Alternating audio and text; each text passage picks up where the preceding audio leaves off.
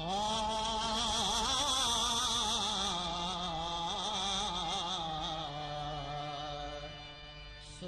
मेहर बाबा की खामोश बानी, इसी में है सब आशिकों की कहानी।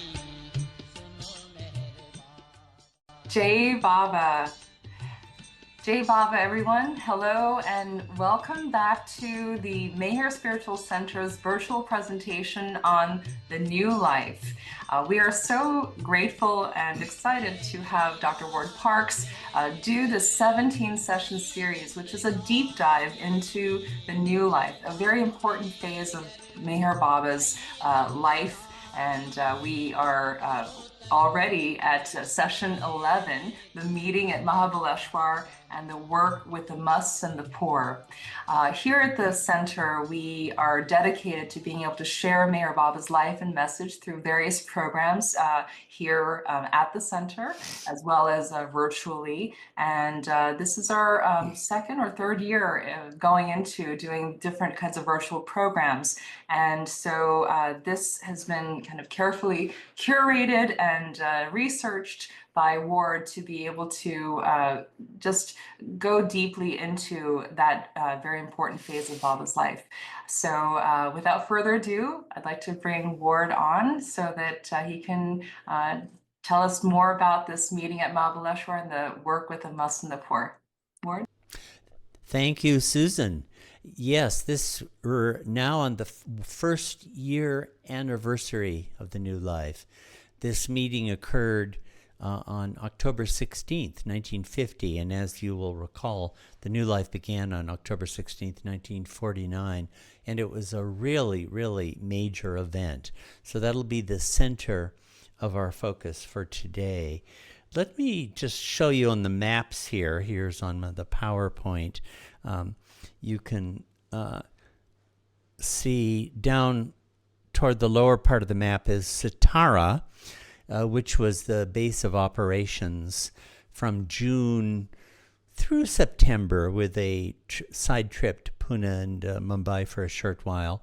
You can see the Satara Road.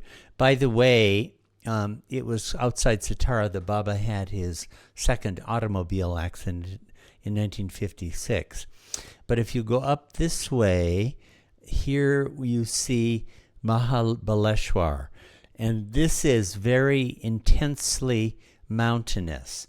Satara is not. It's kind of hilly. It's a very pleasant, lovely sort of town. Okay, here's another Google map just to show you this again. Here you can see Satara in the center there. So it's kind of on a little bit of a hilly Deccan plateau, not all that dissimilar from Ahmednagar. I find it to be a little bit more pleasant and a little bit more scenic. But if you go up to the northwest, you see here Mahabaleshwar. It's right in those mountains there. It's about, 1,300 meters high, 4,000 feet, or something like that. And it's quite spectacular and quite scenic. In the monsoon time, June through September, October, it's extremely rainy, 200 inches of rain a year. But the rest, so it's not very pleasant to be there then. But the other times of year, it's very nice. Being up at an altitude, it's cooler than Ahmednagar or Pune or Satara would be. So on October 1st, Baba and the women moved into a place they had rented there. There's a spiritual religious personality tradition called the Aga Khan, and he owned an estate there from which they rented several of the buildings for a period of time. So that was the locus of this event that they held at this time. So you see where we are. There's Mahabaleshwar, there's Satara, and the Pune, and it's Ahilya which is Ahmednagar. So you see where we are now. A little bit to the south of Ahmednagar, south of Pune, by 150 miles, something like that. And I'll just to anticipate, over here on the Google map on the right-hand side, if you can see it, is Hyderabad. So Baba is going to be moving into Hyderabad in 1951. That's going to become a crucial place. So it's really this whole strip, Satara, Mahabaleshwar, Hyderabad, and then Baba wound up traveling by foot and bus and bullock cart up to Marazad for the conclusion of Mananash. This is going to be where the rest of the new life plays itself out. Baba, throughout the new life, and really throughout his entire life, but it's very visible in the new life, paid a lot of attention to dates and calendrics. So you notice it began on October 16th. The first year anniversary was this meeting at Mahabaleshwar in 1951. A year later, he began Mananash on October 16th. And he kept setting out schedules and programs.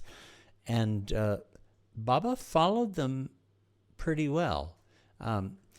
So he was quite into timeliness and the timing of things. He paid a great deal of attention to that. Now, a little episode that did happen at Satara, I mentioned this earlier, but would like to again.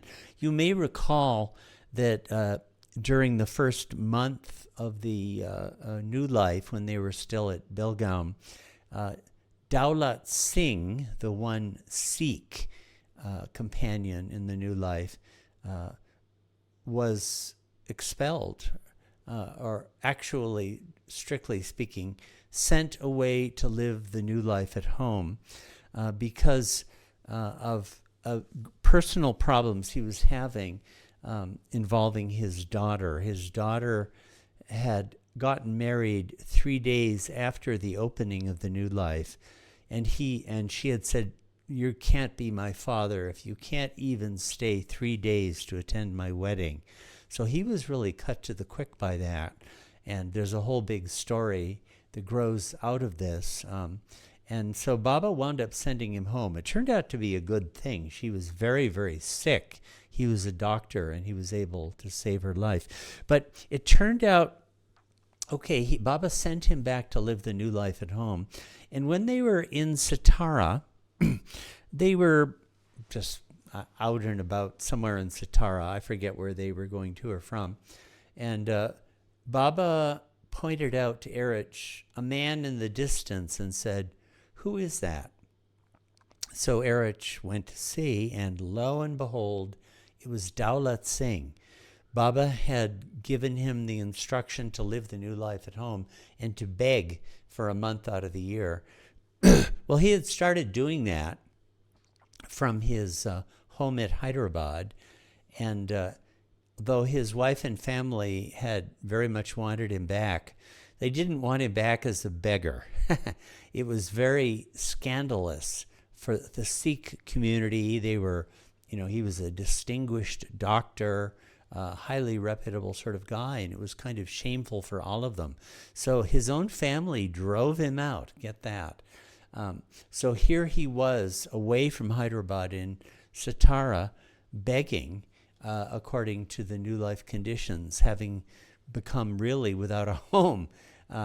And when he saw Erich, he was overpowered and said, "Can I beg from Baba?" Right? Because he was a beggar. And Erich said, "Well, let me see." And Baba said, "Yes, have him come." And he begged from Baba and was just weeping, overpowered with the experience of seeing Baba after a whole year. And Baba was very pleased. He was just a wonderful old guy, it seems like. Erich really seemed to like him enormously whenever he talked about him. So Baba said, "I'm very pleased. Now go back to your home and live the new life, but in a normal way. Don't beg. Stay with your family. And I promise I'll come to your house one day. And Baba did fulfill that much later. So this is a very touching episode. By the way, when Baba started Monash a year later, Daulat Singh was one of the 5. He actually did rejoin the new life at the beginning of Monash. He got very sick and couldn't stay, as it turned out. So now we're coming then to the lead-in to this Mahabaleshwar meeting. And here's one of the circulars. I'm going to read a bunch from it. So this was issued on the 11th of September.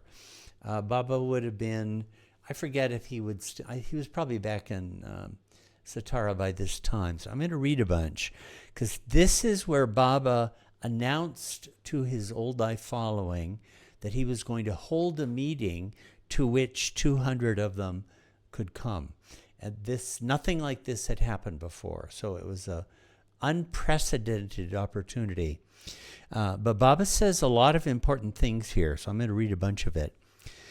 Recent earthquakes, floods, tragedies in Assam, constant Bengal and Bihar famines.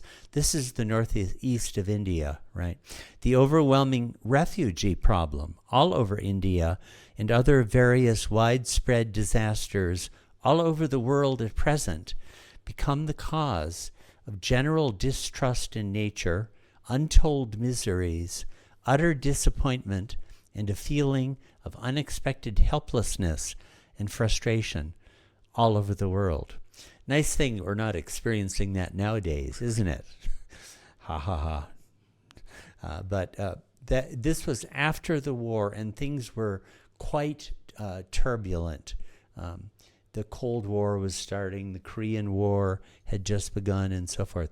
Baba expressed his opinion that all this has contributed to some extent as a pointer towards the work of his New Life picture. Isn't that an interesting sentence?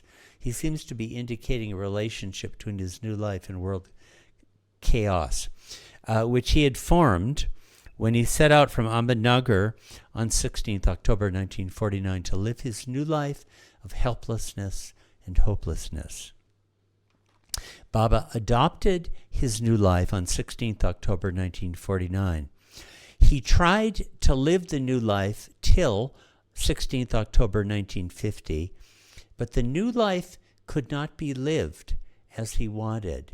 You may recall from the last 2 or 3 sessions, those of you who have seen those, that this kept coming up with Baba.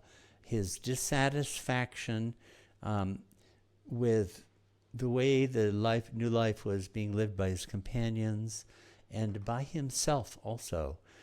He particularly took himself to task for losing his temper, and the other one was for showing a leniency towards his companions that was in violation of his oath. Okay, with the experience of 12 months of the new life, Baba has definitely decided now not to adjust in future individual requirements and tolerate individual weaknesses and laxity in obeying his orders and conditions of the new life. See, Baba had felt that he was compromising his own oath by the laxity he was showing. Baba also admits his own weaknesses in not fulfilling the conditions of the new life in the right spirit. His personal weakness in succumbing to temptation, anger, etc., and general weakness in surrendering to his feelings for the companions has resulted in compromising his original oath taken in Mehrabad and the evolvement of plans 1, 2, and 3, much contrary to his original oath. So here Baba is disclosing that those 3 plans were created to try to accommodate the failures to live the new life properly. That was their purpose. But it wasn't what he actually wanted. Also, old life bojas like Dr. Ghani's and Sadashev Patel's. You remember those? With the property of these two men where they wanted reimbursement and pay. And Baba set up these collections, one in India, one in the West, to reimburse them for it. And all of this got made completely public through these circulars. But maybe 4 or 5 circulars deal in a big way with these two Boja funds. In the meanwhile, had to be adjusted and settled accordingly. God willing, nothing of this kind will be repeated from 16th October 1950. So says Baba. And as a matter of fact, as best I can see, it wasn't repeated. These problems didn't recur after this meeting. Okay, so now Baba is going to give all his companions an opportunity to reassess whether they want to be in the new life or not. So I'll read some more patches of this. So the lifelong servant companions, remember, the plans 1 and 2, they're all expelled from 3, and plans 1 and 2 are getting dissolved. What you have now are servant companions. I read last time Baba's description of what that path was. That's what they are going to be if they're in the new life. Lifelong servant companions must take the stock of their personal weaknesses and the various experiences they have had of the new life of 12 months old with Baba into consideration before arriving at any fresh decision. After taking a very careful and complete retrospective view of their personal weaknesses and some pleasant but too often many other painful experiences of the new life with Baba, if they still choose to continue to stay with Baba in the new life of Baba, then Baba will take some of them with him for 3 months, from 1st November 1950 to January end 1951. Okay, that's going to be the new phase upcoming. To help him in his work among musts and poor, when he goes out for this special work. And the rest of the companions he will leave behind at Mahabaleshwar to look after the ladies. So there are going to be 3 works of must and poor work.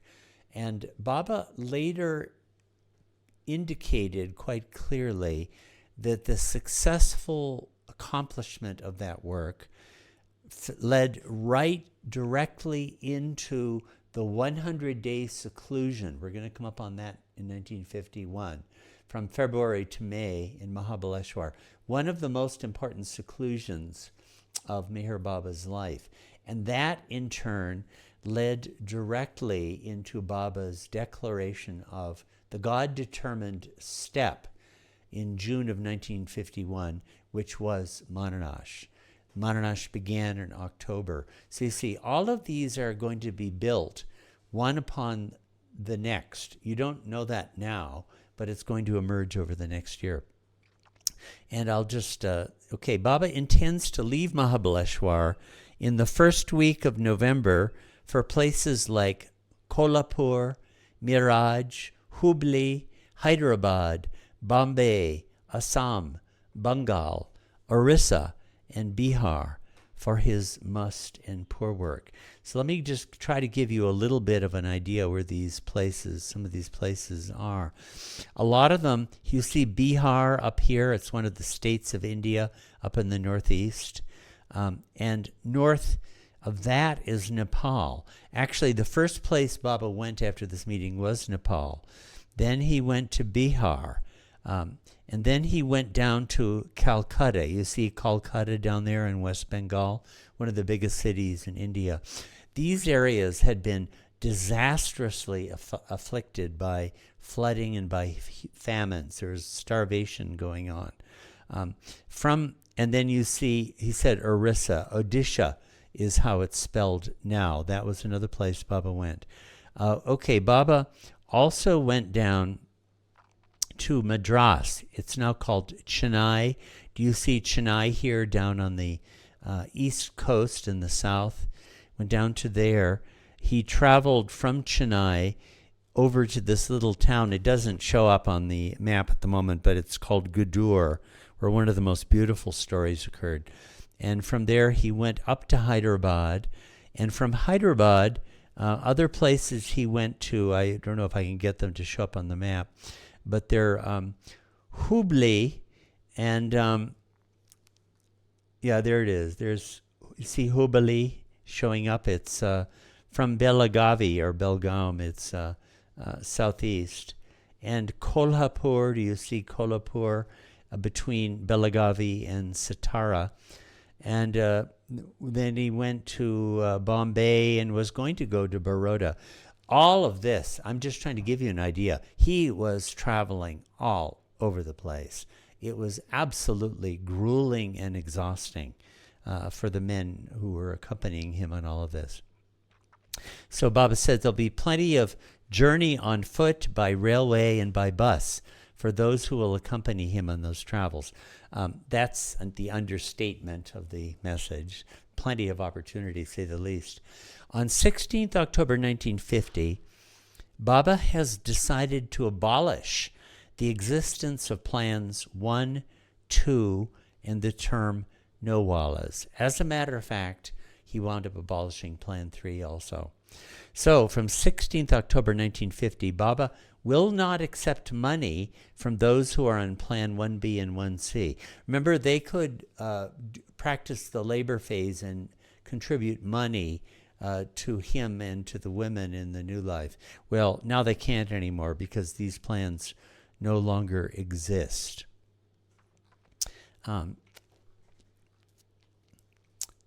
Baba says that he and his companions have not all these months led the new life in the right spirit. So, on 16th October 1950, he has decided to step into the old life for a short period of 4 hours, from 7 a.m. until 11 a.m. And as soon as the period is over, he will immediately step into the new life again. So all the companions of the new life, including those of Plan 1B and 1C, and the lifelong servant companions, will again become old life disciples of Baba on 16th October 1950. Get that? Everybody's going back into the old life for 4 hours. On this date only, all the companions of the new life will be given another choice to stay with Baba in his new life, which will begin in right earnest and spirit from 16th October 1950. The essence of same conditions which they had previously signed yes to last year will be binding on those who want to stay with him again. And again, only the people who are companions of the new life had the option of doing this. So then Baba repeated this magnificent message, which I won't read. He gave it out in March of the previous year. This new life is endless, and even after my physical death, etc. So here Baba invites old life men disciples and arrangement wallas, etc., to come and meet with him in Mahabaleshwar. This was the great announcement, the great news they all received. And Baba gave us a program of it in detail, every element that's going to happen. And Baba also gave a summary of the essential conditions of the new life. This is the essence of what they had signed on to from the beginning. So I'd like to read them again. This is a really, maybe the best short summary of the new life conditions. All those who decide to serve Baba, remember they're going to be servant companions from 16th October 1950. 1. Must not hold Baba responsible for anything that may happen to them. 2. Must not even expect Baba to perform miracles or use his spiritual key or have his nazar upon them. You know, they used to talk this way, people around him. Oh, he'll turn his key. or because of Baba's nazar, he saved me from this or from that. Well, no more of that nonsense in the new life. 3, must not even expect to receive any spiritual or material benefit, whatever, in return from Baba. So you're not doing the new life because you're going to benefit somehow. 4, must not do any lusty actions with anyone. 5, must not accept money from anyone, for anyone, not even for Baba. 5, must not have any concern with politics. This he repeated a number of times in the new life. No political discussions, no political involvement at all. So did Baba said that after new life also you should not involve in politics? Generally, Baba discouraged people from involving themselves in politics for his entire life. But most emphatically this, don't associate him with any political position or any point of view. But he generally discouraged political involvement, I would say.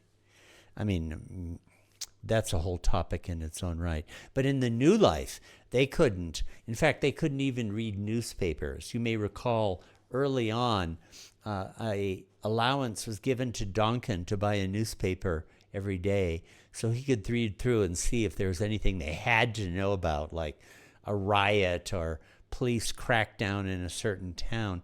And he would cut out those articles and present them to Baba. Otherwise, they couldn't even know what was going on in the news at all. Must not, express anger by word or deed. 8, must not criticize unfairly. Must not tell lies under any circumstances. 10, must not accept homage nor deliberately create circumstances to invite homage to Baba or to themselves. And 11, must be prepared for every kind of disappointment and adversity.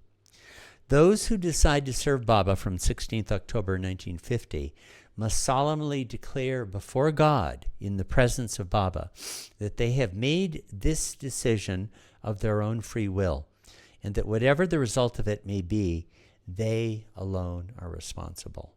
So there's a great summary of the conditions of the new life. And I'm going to repeat what I've said before, and this is just my own observation and my own opinion. I notice when I look at these, they're all negative, right? Must not hold Baba responsible, must not expect, must not do, must not accept, must not have concern, etc. Everything is negative. Even the 11 is not negative, must be prepared for every kind of disappointment. Well, that's kind of negative too, isn't it? There's no talk about, there's no positive motivation given for why you would want to do this. And also, in most of the New Life messages, very little is said about love. Have you noticed that? Isn't that funny? And this is my own understanding of that. This is just me. These statements about the new life do not actually describe the new life. What they do is set forth a set of conditions that make it possible for you to live the new life. What the new life itself is something that Baba never described, and perhaps it can't be described. So that I think is, anyway, I think it's really important. I keep noticing that people are often intrigued by the new life, and all these companions wanted to lead it, and a lot of Baba lovers will show an interest in it too. But I look at it and it's all, don't do this, don't do that. No, no, no, no, no, no, no. What is the draw? I think it's because the essential new life within this framework that makes it possible is something immensely alluring and immensely beautiful. Just my own opinion. Okay, when they all gathered for the meeting, and there are 200 of them who came, a bunch of the guys from Delhi we've already seen, Kumar, I think Kishan Singh was there, those people. A bunch of his old life disciples from Pune and Ahmednagar and Bombay came. Also, You may have heard of Hamirpur. It's a very poor district up in North India.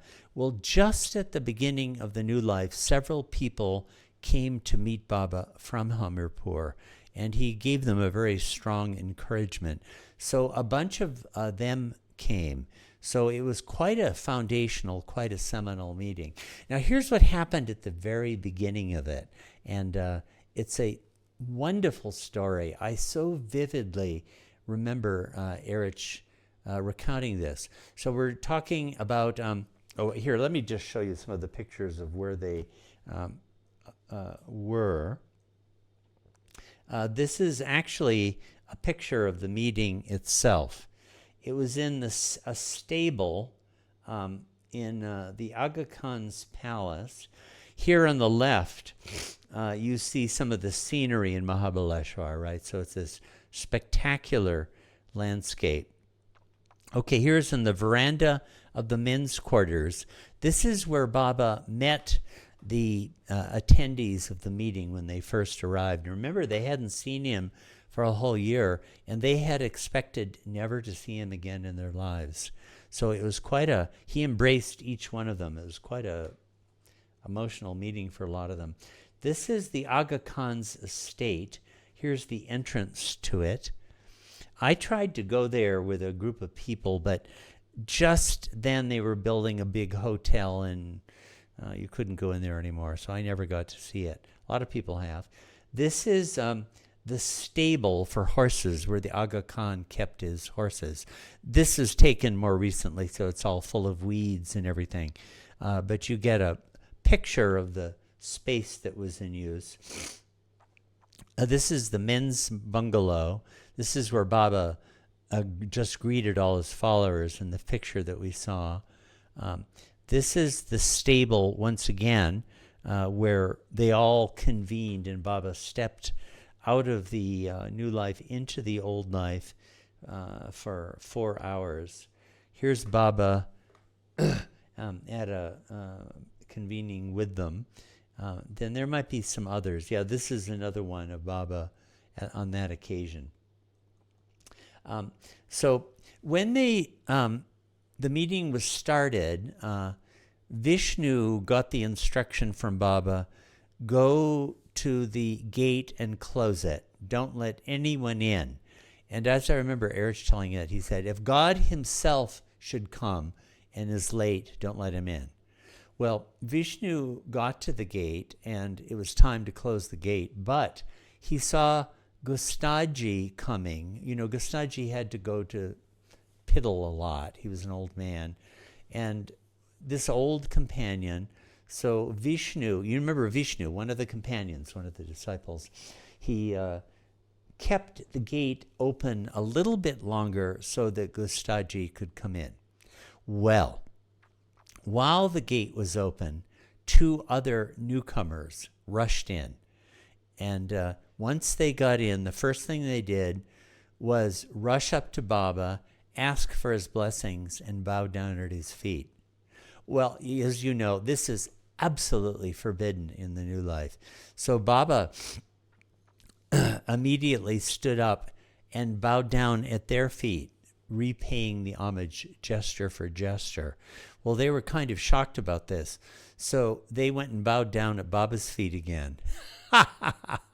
And at this point, Erich said to them, there's no blessings and no bowing down at Baba's feet. So he bowed down at their feet again. They apologized and left. Well, Baba had gotten very upset about this. His mood was completely spoilt. So, but then Baba said, I've lost my temper. I've violated the conditions of the new life, right? This is the beginning of this meeting with these 200 men in the stable. And he called one of them up and said, to punish me for having lost my temper, I want you to slap me. So the guy went up and gave him a sort of a pat on the cheek. And Baba said, is this how you slap someone? You'd have to do it properly. And he called up Minu Karash, an old, long-time disciple who was a policeman, right? So Minu Karash went up and bang! He slapped Baba so hard his whole head was knocked to the side and his whole cheek flushed red. And Baba was really pleased and said, yes, this is how you should slap someone.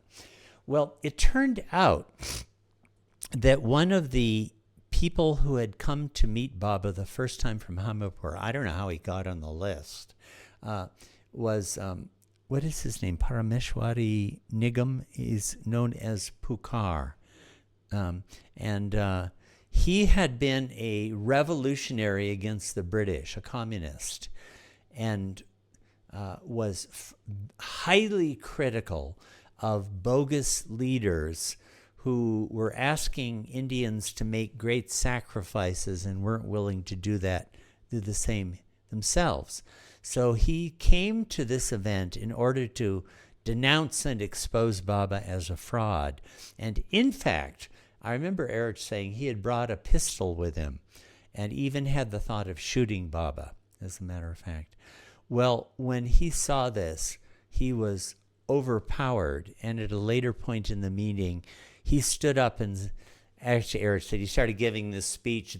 This is how our leaders should be. They should do it themselves. He was most impressed that Baba was holding himself to account. Instead of asking sacrifices of others that he wouldn't do himself. And Pukar started taking off all his clothes right down to his underwear and came up and offered them at Baba's feet. Okay, this is quite a dramatic. You can see how the dramas that played themselves out at this event. And Baba was very touched. And Baba accepted his offering, said, go home, and now instead of doing this for your political causes, do it for me. And Pukar wound up becoming one of Baba's great disciples from Hamirpur. While we're on this page, I'll mention another episode that occurred during this meeting. We haven't gotten into the real substance of the meeting yet, but a man whose photo is not here, Pankraj, a young man, was engaged to be married. And Baba had said, I will marry you. I will arrange to marry the two of you. Well, now Baba had gone off in the new life, so how is this supposed to be handled? I think Baba had asked them to submit on slips of paper any issues from the old life that he wanted them, that they wanted him to think about. So apparently he brought this up, and he had committed himself to marry them. So he had Pankraj come forward, and he had Gustaji, you see Gustaji there, put on a scarf and become the bride. And he had Kalamama, the one of his old disciples, the father of Murli, who was one of the New Life companions, recite some Hindu verses. And Baba had them married then and there. And Baba said to Pankraj, okay, I have married you. Go home and marry however you would like. So this was another of the colorful little moments that occurred at the course of this meeting. Well, Baba gave, at this meeting, one of the most, I guess I'll read you from the original that I do have, if we can see this. Let's see if I can make this viewable. Is this viewable? What do you think? This is an original. This is called Baba's Sermon. I'm going to read the whole thing because it's one of the great messages of the Avataric Advent. During the New Life, Baba hardly ever gave spiritual discourses. And I take the reason for this that he was an ordinary man, so how could he discourse? Actually, there was one time, to illustrate this, earlier where Baba has said, I have heard that after you die, for 3 or 4 days, the soul is in proximity to its physical body before it moves on. Baba says, I've heard this. Well, you know, Baba, one of the places where you could have heard it was in reading your own discourses where you said that. But now in the new life, he doesn't have that knowledge. He has to put it. So he would always put things that way, that he understands this or this has been explained to him. So how could he give discourses? So we don't have many universal messages.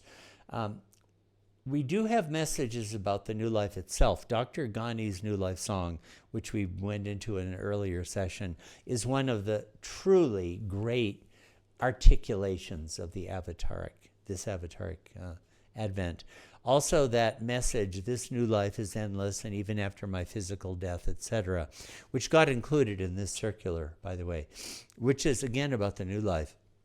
But when it comes to general spiritual discourse, this is one of the only ones.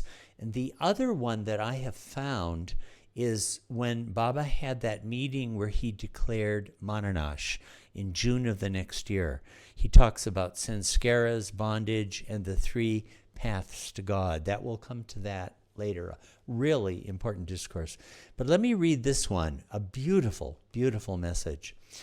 Being just now in old life for these few hours, I will tell you what I feel to be the established divine facts. Essentially, we are all one. The feeling of our being otherwise is due to ignorance. Soul desires consciousness to know itself, but in its progress toward this goal, which it cannot realize independently of creation, it must undergo the experience which it gathers as the individualized ego, and which is all imagination. Thus, it is faced at the outset with ignorance instead of knowledge. Dual forms and illusory creations are the outcome of ignorance, birth and death, happiness and misery, virtue and sin, good and bad, all are equally the manifestation of the same ignorance. You were never born and will never die. You never suffered and will never suffer. You ever were and ever will be, as separateness exists only in imagination. Soul undergoes experience through innumerable forms, such as being king and beggar, rich and poor, tall and short, strong and weak, beautiful and ugly, of killing and being killed. All these experiences must transpire as long as the soul, though it is one in reality and undivided, imagines separateness in itself.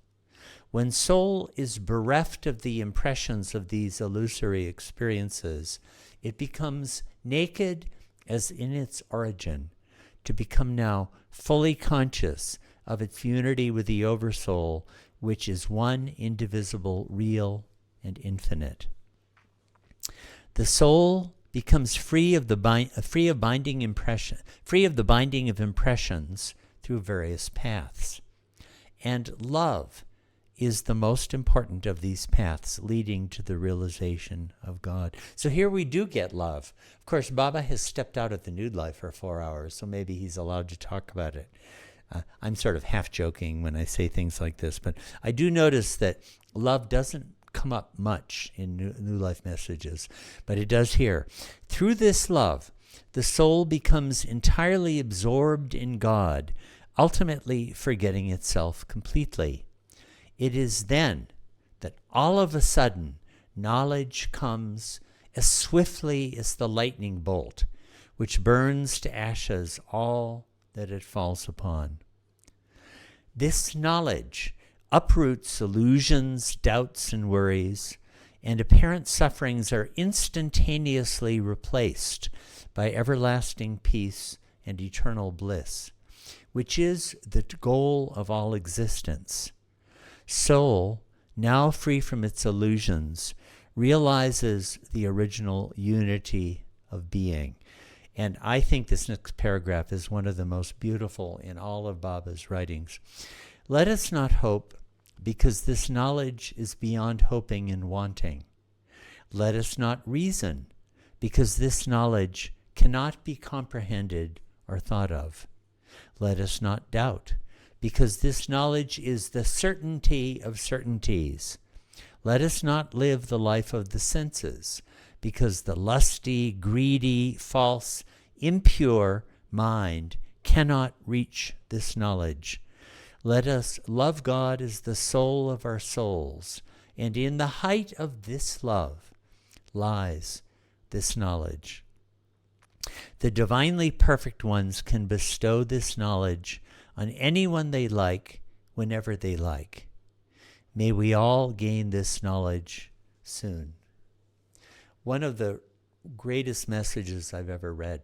Baba had this circulated in a copy given out to everyone who was in attendance at this meeting. So this was read out at the meeting. Here's another printed copy of it from the original event. Now there's another big message. I won't read the whole thing, but there's a lot here. Baba had this read out also to the entire company. Here he reiterates a lot of what we said before, how Baba felt the new life hadn't been lived in the right spirit. He's giving his companions an opportunity to step. Oh, here, I've got to find something else first. Sorry, it's really... I'll come back to this in a second. Okay, we could take a little break here. Oops. No, this is really quite important, this one.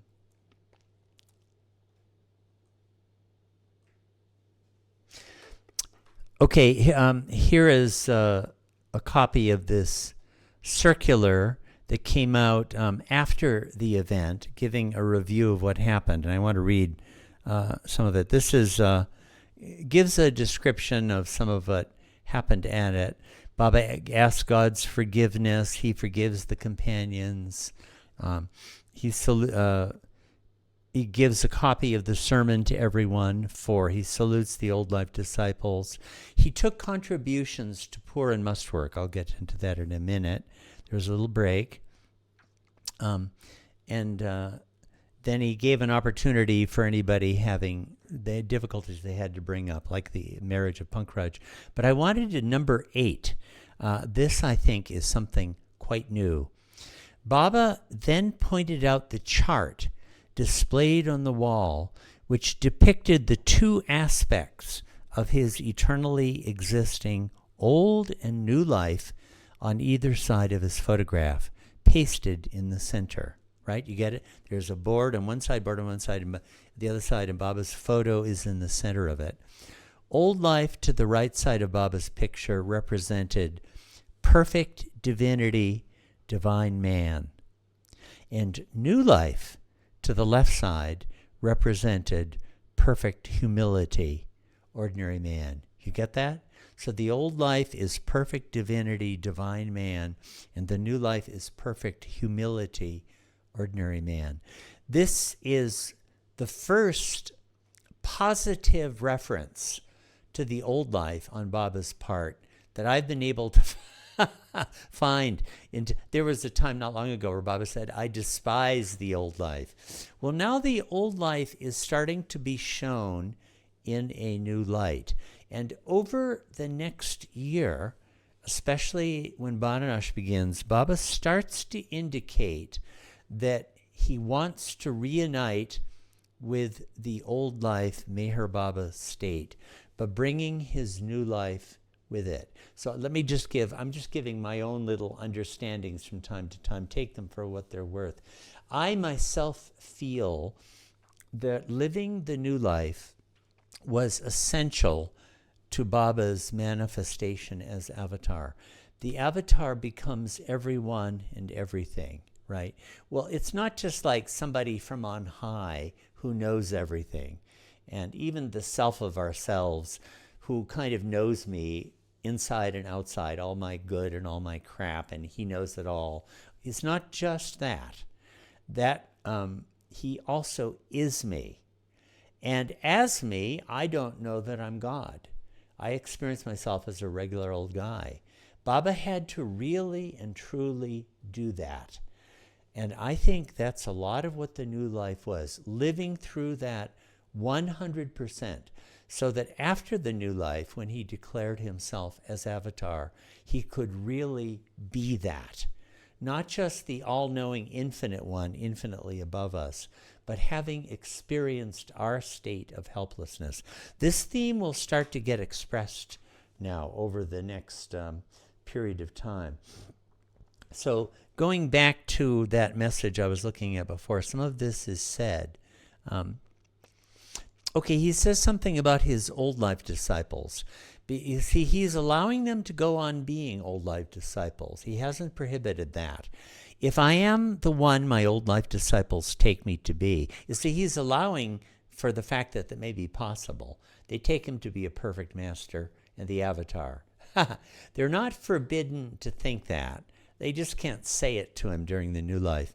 I would wish them to endeavor wholeheartedly to stick to their faith and love, to carry out my old life instructions without any feeling of enforced bondage on their part, and to live a life worthy of real love, and irrespective of what I am, the most compassionate God will surely reward them spiritually, even if they do not seek reward. In other words, if they really sincerely follow their devotion to the old life Meher Baba, God will reward them, whether he really is that or not. As to the, arrangement Wallace. But I want to read this paragraph. This is a really important statement. My old life places me on the altar of absolute godhood and divine perfection. My new life makes me take the stand of a humble servant of God and his people. In my new life, perfect divinity is replaced by perfect humility.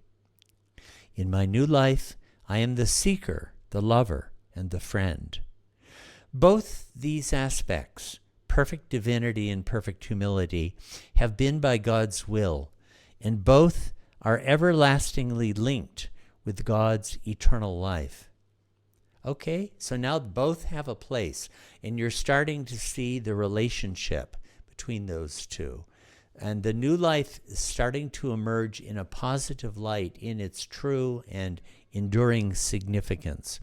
Anyone may believe me to be whatever he likes, but none may ask for blessings, miracles, or rewards of any kind.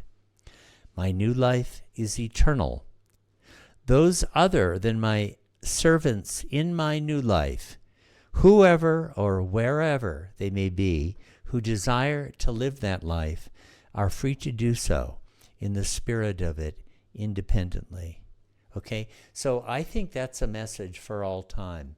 This new life is open for anyone to join in it. Right now, we can still do it. That's how I understand this. And I'll just read this because this is the agenda for the next few months. I shall leave Mahabaleshwar on 21st of October for my intended tour of 2 to 3 months. Among the places I shall go will be Kolhapur, Miraj, Hubli, Hyderabad, Madras, Bombay, Assam, Bengal, Orissa, and Bihar. I showed you some of those places on the map. When you're doing this by third-class train, in the conditions that Baba was, and he would get to a place, finish his work, and they would leave without even sleeping. So this was really, really grueling. Where I shall do my work with the musts and the poor, as well as my new life phases of begging, Langodi, and gypsy life. So the other thing that Baba did at this meeting was he gave them an opportunity to contribute to this phase of the work financially. They had a 4-hour opportunity to give between 50 and 500 rupees that he would use for this must and poor work. And I just wanted to show you at a glimpse this next circular where he gives a detailed account of all the places this came out a bit later, of all the places they went to and the amount of money spent on everything. Bihar, 5 poor families, 500 rupees each, 2,500 rupees, etc. You see, all of this, 28 poor families of different provinces, 4 deserving families, etc., etc.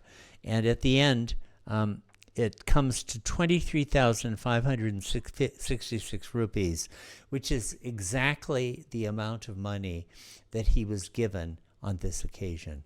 So here again, we have this new life theme where Baba is really concerned about finances, about financial honesty, and accounting for all uses of money. So that was this meeting at Mahabaleshwar, one of the great events. And in a few minutes left here, I'll just I'll do more on this must and poor work in the next session, which will carry us on through that phase and through the 100-day seclusion. But part of what happened, there were 2 kinds of work. One was musts. We'll do that next time.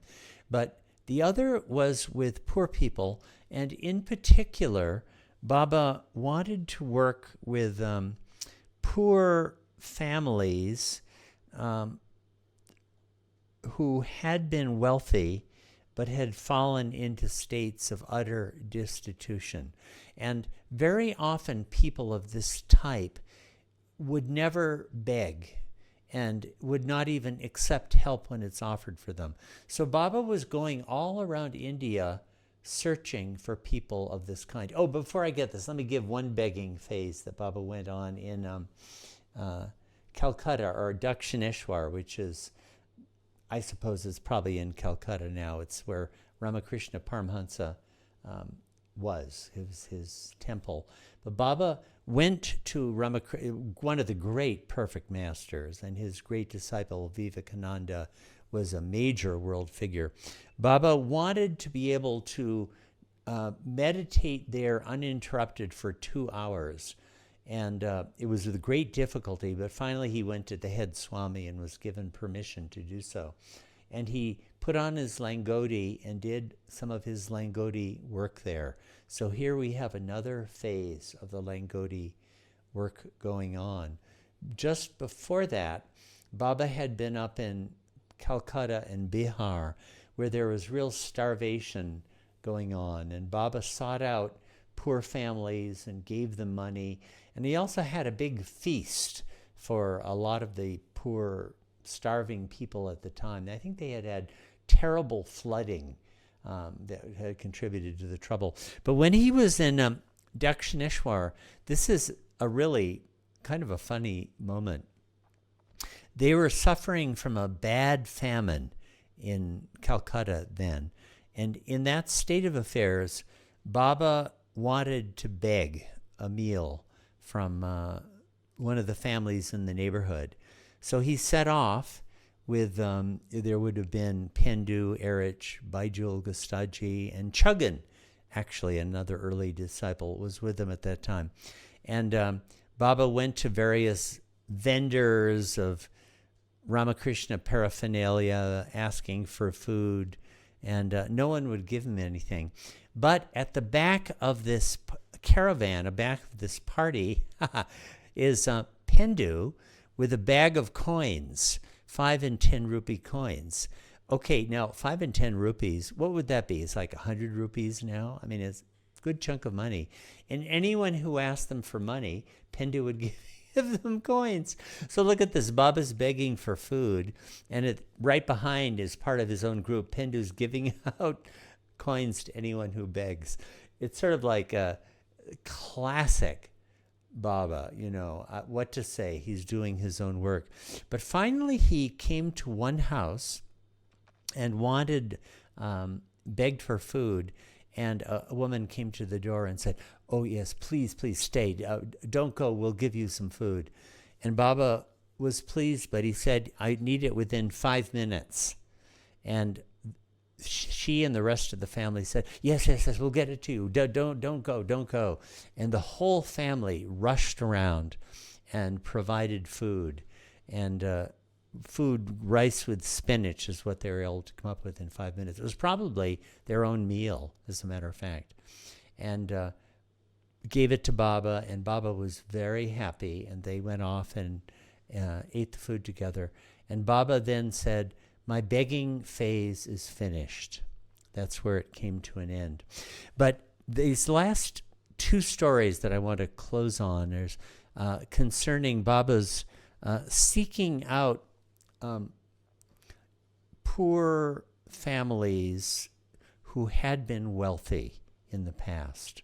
So they were, I think, in Madras, and needed to get something for Baba to drink. And so they got some coconut water. I don't know if you ever, in India in the summer, you can buy coconuts, and they drill off the top and give you a straw, and you drink coconut water. It's really, really delicious. It's one of the best drinks that there is.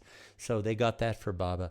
And while Erich was getting it, he heard the vendor and someone else talking about some man who had been wealthy and had fallen into poverty. So when he got back to Baba, Baba said, find out about them. And so they did. Erich did. And who is this man? And the guy said, well, why do you know? What is it, your business? And Erich said, no, we just want to know. So he told them the name of the guy. His name is Subramanian, and where he lived in the town of Gudur. You can find it on the map. I don't know what it is, 150 kilometers inland, and I think it's pretty well west of Chennai, as it's called now. It was called Madras then. So right then and there, they got on the train. And this is really one of the touching stories that Erich would tell. This was on the night of Diwali.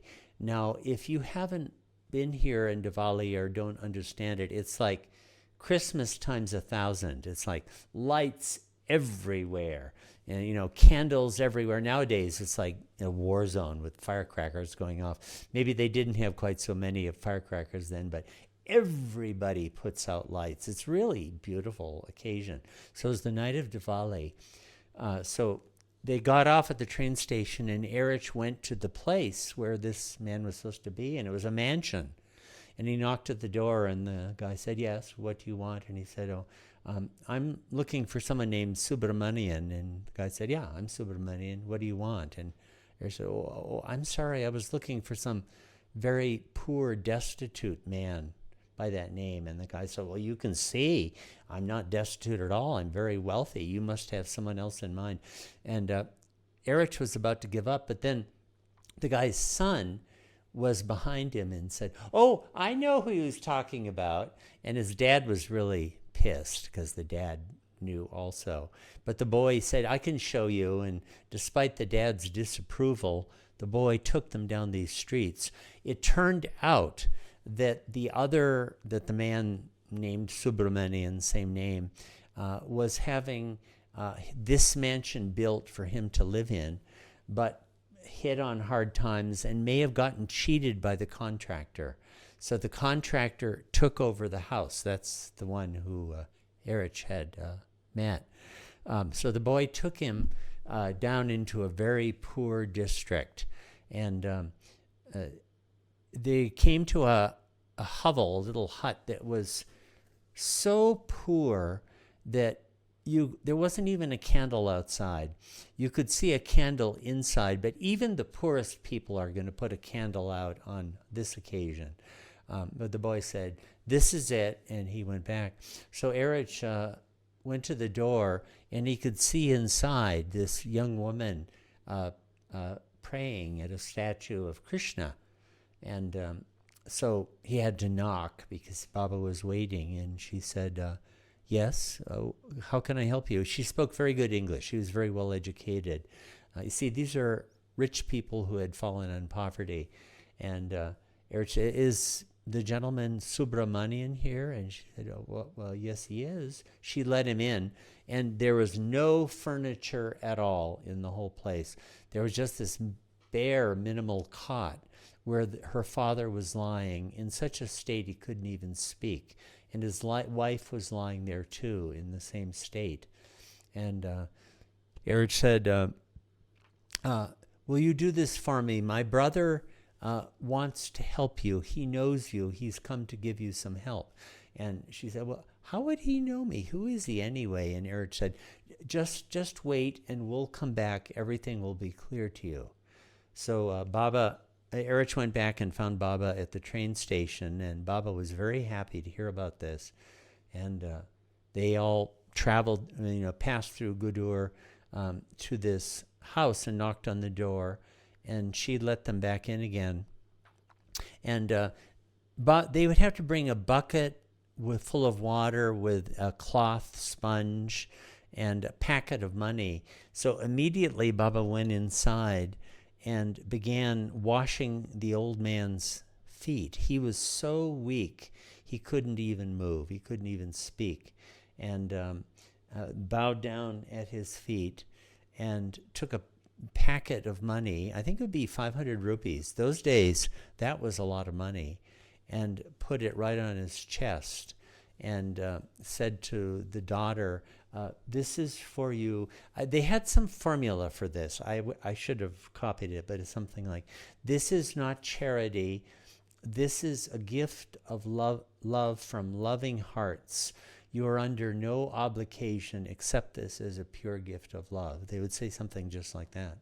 And Baba immediately got up and walked out and left.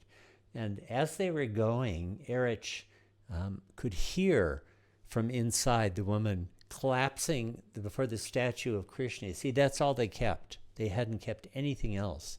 And she said, oh, Krishna, I hadn't known how merciful you were. I was finally praying to you, and I didn't even have time to finish the prayer before you sent help. Isn't that a beautiful story? And so she never knew who it was who helped them. She never knew a thing about it. And as they were going away, they realized that Baba had, his scarf had by mistaken been left back there, and Baba said, let them have it. So this is the kind of thing that was going on. And I'll tell one more story and finish it with this, of the same type. So you see these stories of seeking out poor people. They really had to find people who really were in need. It took a lot of work, not just frauds or, people who seemed to be in need, the real thing. So you can see from this story how it happened. But they were in Hyderabad and found out about this Nawab. Is that how you say it? A Nawab? A Nawab, who's like a Muslim big shot. What do you call it? Wealthy. I think he had his own elephant, I think. Back in those days, that was a sign of wealth. He had been really, really... Royal lineage. Huh? Royal lineage. Yeah. Yeah. So, and he had fallen into such destitution that he was selling boxes. Can you imagine how much you get for something? And BDs. I mean, BDs were you got them for nothing in those days. And that was how he got enough money for his old wife who was with him to, I guess, get enough food or something. And it was a very public place. And so they went to this man, and it was very crowded. And he, too, was very, very weak. And they went up and said, we want to give you this gift out of love. And, the guy was, a former wealthy man, and said, well, why are you doing this? I mean, what's your motive? You can imagine, a worldly guy. And he said, no, this is just a gift of love. There's no obligation. And they gave him a big packet of money. And when he saw how much money it was, he actually passed out, fell unconscious. And all the people around there were saying, these people are killing him. You see, they had a certain sympathy for this Nawab. I mean, everybody knew his story. They're killing him. They poisoned him. And it was getting rather threatening. And then the wife came back, and she started shrieking, saying, I don't have anything left in the world except this is my husband, and what have you done to him? Just at that moment, the husband woke up again and said, no, no, they're not enemies. These are angels of God who have come. And then she saw what they had given, a lot of money by their standards. And then the whole thing turned around. They were all into, the whole crowd was all in favor of Baba and his crowd, and how wonderful they are. And in that scene, Baba just left. So these are some of the kinds of stories of the work that Baba was doing with the poor people at that time. This was all what Baba had explained at that meeting in Mahabaleshwar, working with the money, the 23,000 some rupees that had been given to them at that occasion. So this carries us up until the beginning of December 1950. And in the next section, I'll pick it up from here. We'll do a little bit more on Baba's work with Masts in that time and some other things that happened. And we'll carry on as far as the 100-day seclusion in Mahabaleshwar, one of the most important seclusions of Meher Baba's entire lifetime. Okay, Jai Baba. Wow, thank you so much for that. That last story that you told about Baba visiting the old man, it's such a touching story. And it sure is. I can only imagine just the shock that they felt with seeing Baba come when they were just praying for Krishna. And none of them ever found out who it was that was helping them, Just this man came, helped them, and left, and that's all that they ever knew. See, this is the Christ. This is the Avatar. Baba was emphatic that not to divulge his name. Wow. Yeah. Well, thanks so much. With you mentioned this 6-week whirlwind tour and this work with the Masts and the poor. Can you recall some other stories that are also something that many people may not have heard of? Well, here's a funny story. I think it may be from this time. I'm not totally sure, but it's from work like this. They had been, you see, when they were traveling from one place to another, it would be mostly the four of them, Gustaji, Baijul, Pindu, Erich, but they had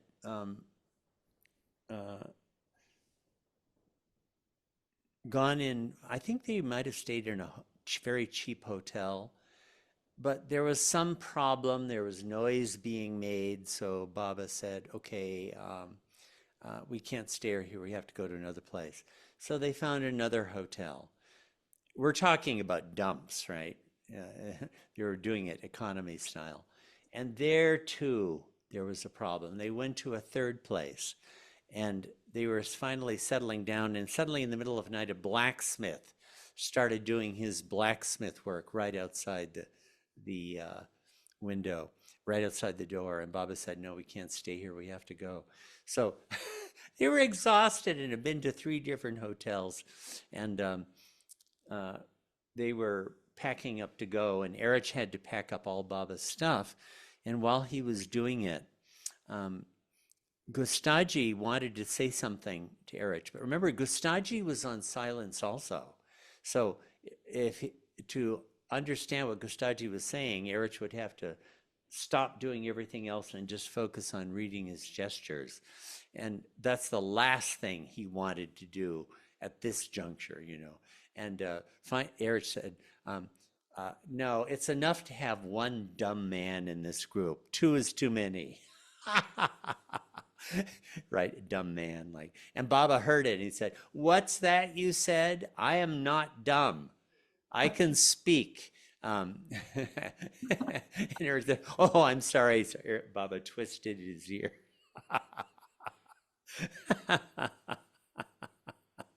But you can imagine how Erich would feel. It's enough to have this Baba being dumb. Yeah, have you too, Gustaji.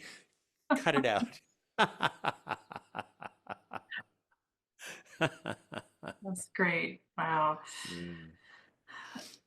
During this period of time, which was maybe what, a 3-4 month period, um, Yeah, uh, what is this leading us into? I know you're going to be going in yeah.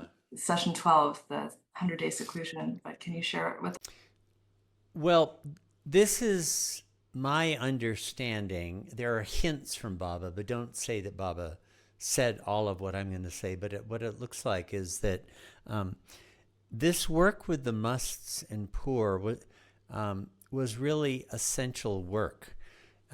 In fact, at certain points, Baba Baba did work with in Hyderabad and then in Bombay, and when he finished it in Hyderabad, he said, "This work has gone so well that I'm convinced the work in Mumbai will be a complete success."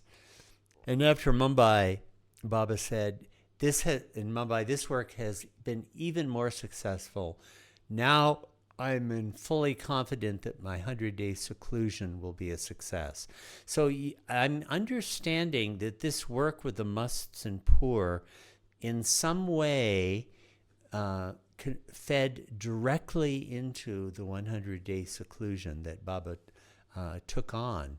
And that went from February to May in Mahabaleshwar again. We'll get to that next time.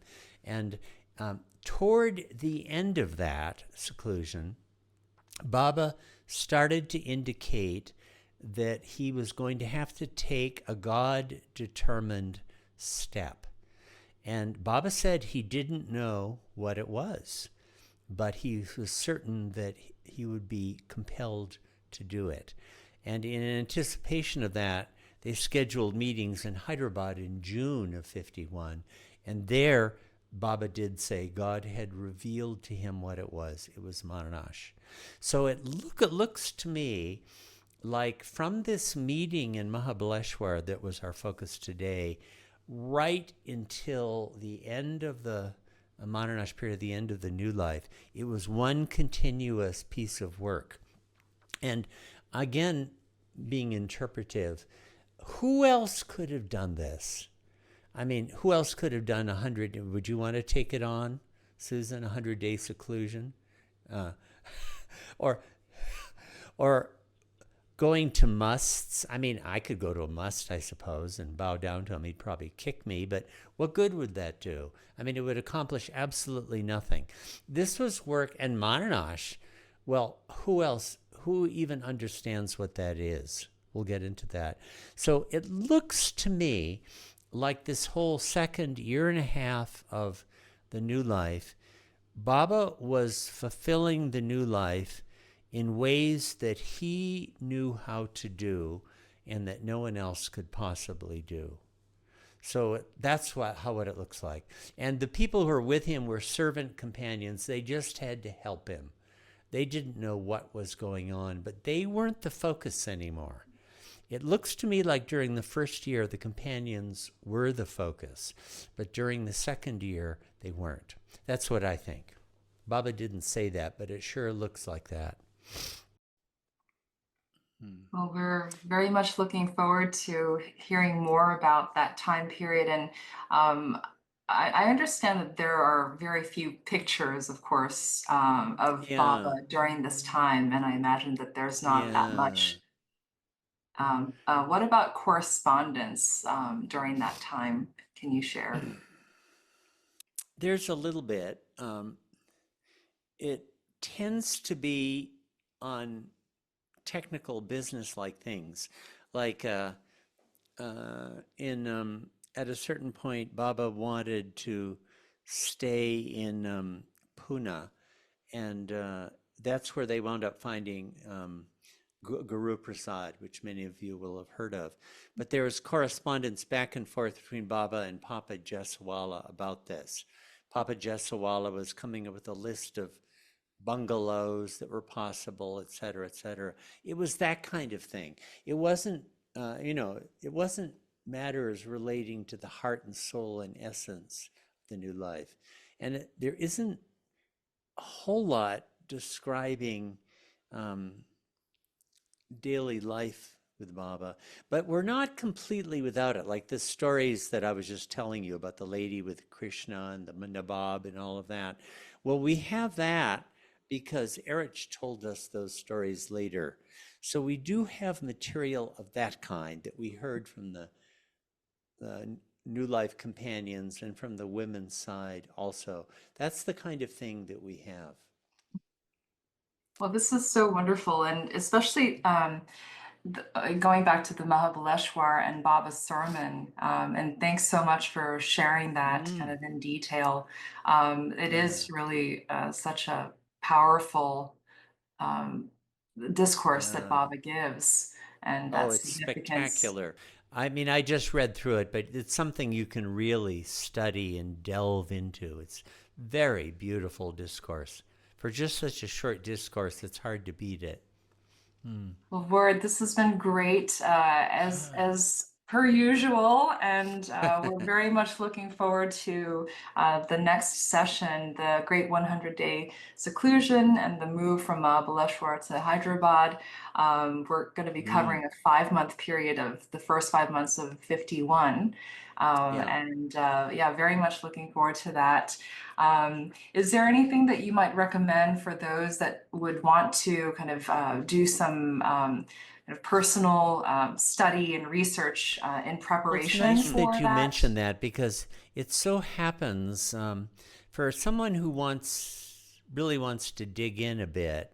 Um, there is a little booklet that Ramju Abdullah wrote. It's called The God Determined Step. And it's quite remarkable. In the earlier part of it, you see, Ramju was an arrangement wala, and he was a long time disciple, but he was trying to um, understand and explain who the New Life Baba was, how he was the same and different from the old Life Baba. And he was really observing him and meditating on that. So it's quite a remarkable account, a very personal account. This would be November, December, January 5051.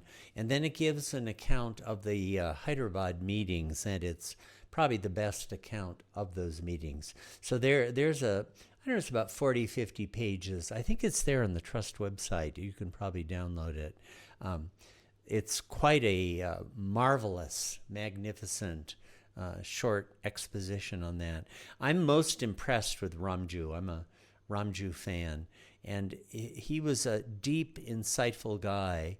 And he was really trying to understand what is Baba doing in this new life and who is he in this new life. And he tries to address it in that booklet. So I'm glad you brought that up because that's a really excellent. I mean, if you want to be dive into this somewhat, it's very thoughtful and rather deep, I would say. Great. Thank you. I think that if we don't already, we will have a lot of the reference material that you've provided, also with the Mm, short syllabus for this these yes, series. And so we hope to have that on our that would website. be a key one. There were three things that he wrote. The Great Seclusion, we talked about that in 1949, he and Deshmukh. And the new phase of Meher Baba's work about the August 1949 meetings. And the third is this one, The God Determined Step. And there's nothing else quite comparable to these that other people wrote about the new life. It's each one of them were Yep, just incredible in they how were. they They served were. and loved Baba in such Right. unique ways. And here Baba says they weren't able to live the new life according to the spirit that I wanted. Man, I'll tell you, it was a tough standard. Oh. I mean, this was Baba's A team. There's no doubt about it. And even they couldn't do it. Even they couldn't do it. But it's there. I think it's there. And I think in the future, there will be people who do it 100%. We'll have the St. Francis's who come along and show us this is the new life. And it will continue to draw people.